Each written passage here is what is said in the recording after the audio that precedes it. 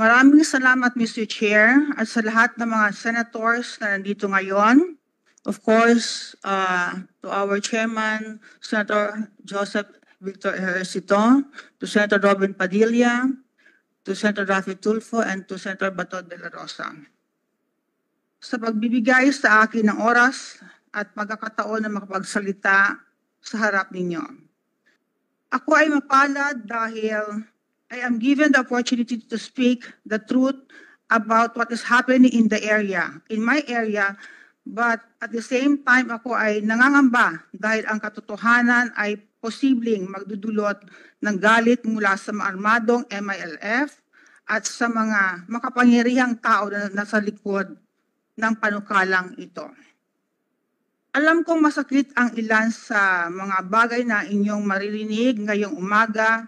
Ayaw namin makipagtalo o girian sa mga taon sa likod ng extension bill na ito, ngunit hindi natin mababago ang ating kinabukasan kung tayo ay magpipikit na lamang tayo dahil sa kautusan, sa pamimilit at dahil sa kasakliman ng ilan.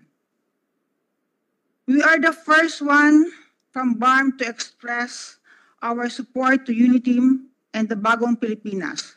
But ganyan talaga ang buhay. Hindi ko sukat akalain na ang mga tao na sa likod na ito ang mga tumutirig sa ating Pangulo. Our concern here is peace and people empowerment. We will speak the truth. Mr. Chair, our position in the bill extending the Bangsamoro transition period remain the same. It seems that we are denying the Bangsamoro people their right to choose their own leaders. The will allow the same people to serve for 7 years without any election or mandate from the people. Allow me to raise 3 important points for the Senate to consider. First, the President promised na tuloy-tuloy na ang eleksyon sa BARM. Sinabi ng Pangulo last February 4 of 2024, the first BARM election next year should be a success. Sinabi din ng Pangulo last April 29, 2024 na tuloy na ang BARM election during the anniversary celebration of the Comprehensive Agreement on the Bangsamoro held in Barira, Maguindanao. Why the sudden change? If the reason is Sulu exiting BARM, what if Sulu exit in the Philippines hypothetically? Wala na ring eleksyon sa buong Pilipinas that affected ang member ng seats of Congress. Second, the current Bangsamoro government is led by the Moro Islamic Liberation Front. But despite this violence between and among MLF groups, and individuals continue to emerge, destroying the peace and order of BARM. There are more than 70 recorded skirmishes and encounters between and among the MLF as a result. Hindi po bababa ng 100 ang namatay simula noong 2022. Tingnan po natin ang record ng BTA. Simula na maupo sila noong 2019. Sa peace and order na mga kampo ng stronghold ng MLF na may control ang BTA ay nasa aking probinsya ng Maguindanao, Cotabato City at Special Geographic Area or SGA. Ang mga lugar na ito ay sentro ng peace process at mga development project ng gobyerno at mga international aid organization. Ngunit ang nakakalungkot, ang mga lugar na ito ang pinakamaraming incident of violence, patayan, krimen at displacement ng mga sibilyan. Ano ba ang talagang nangyari sa mga lugar na ito? Sa report ng Climate Conflict Action Asia or CCAA, sinabi ng grupo na epicenter ng violence ay Maguindanao. Ang MLF, Heartland at ang major perpetrator ng mga violence na ito ay may mga nagpapakalat na ang mga report dito sa Manila na kami daw ng mga local politician ang nagpapagulo sa aming lugar.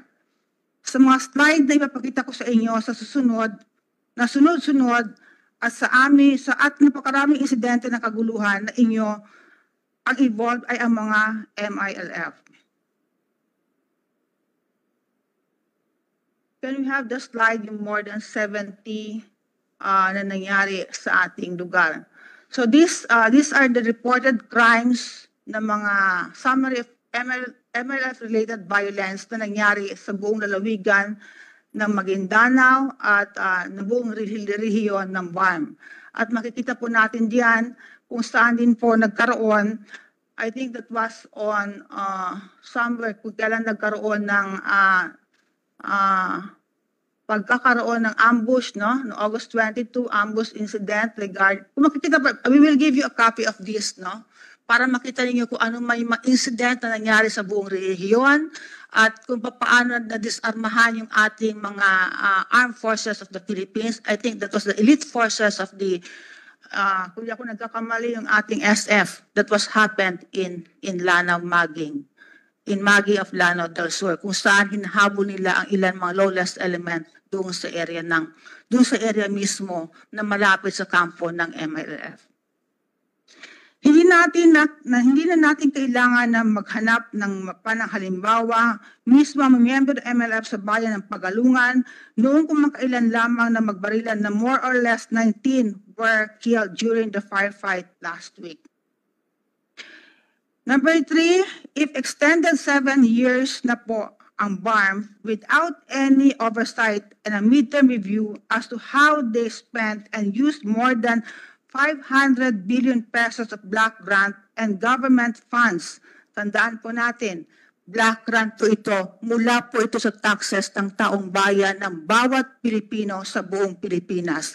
Hindi lamang po block grant yan, dahil may kasama rin po itong social development fund na nagkakaloob po ng 5 billion over and above the block grant. And aside from that, we have the international aid over and above the block grant as well as our SDF. Congress should study whether or not the 500 billion peso funds given to BARM ineffective in addressing the peace and economic concern of the people. If the people are so concerned about millions of confidential funds and the billions of flood control, I think the people should also be informed about the 500 billion plus of block grant freely given to the Bangsamoro region. Sa nakaraang 5 taon, kapansin-pansin ang kakulangan ng midterm review o pagsusuri sa mga programa ng BARM. Sa kawalan ng midterm reviews, nagiging mahirap matukoy kung nakakapaghatid ng positibong epekto ang mga programa ng BARM. Nagdudulot ito ng katanungan tungkol sa direksyon ng bisa na mahakbang ipinapatupad.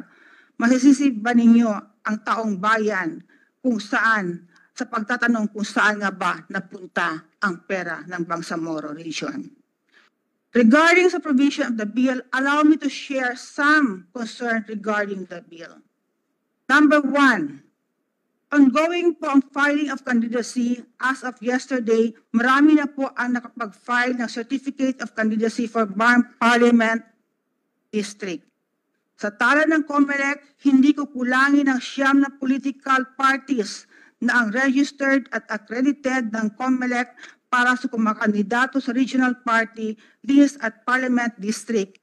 Ngayong linggong ito, marami pa ang nag-file ng kanilang COC at mga partido ay nagsumiti na ng manifestation of intent to participate sa COMELEC.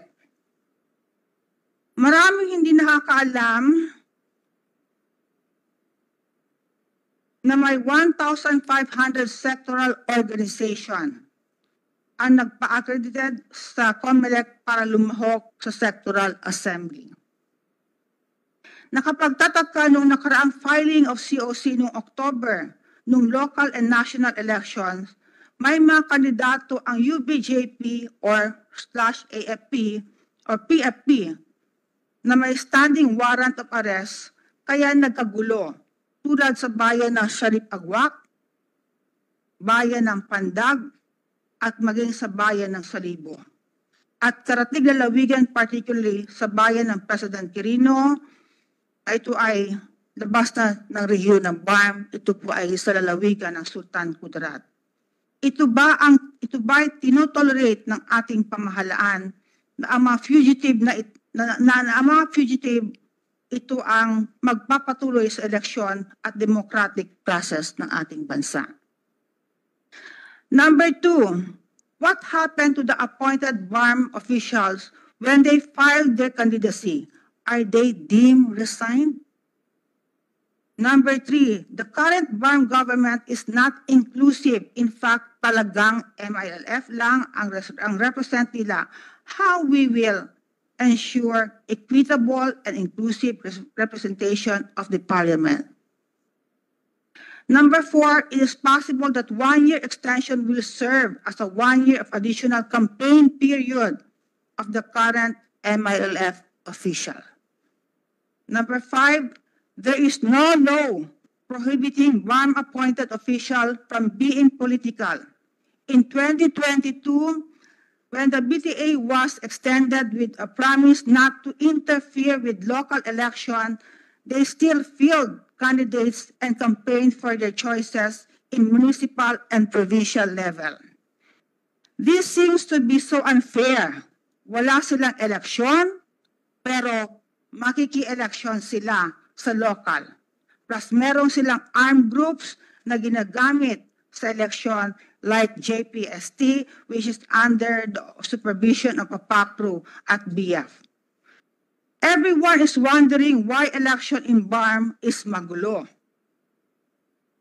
But everyone also knows that MLF still carry and possess armory enough to destabilize the government in addition to the funds that they hold.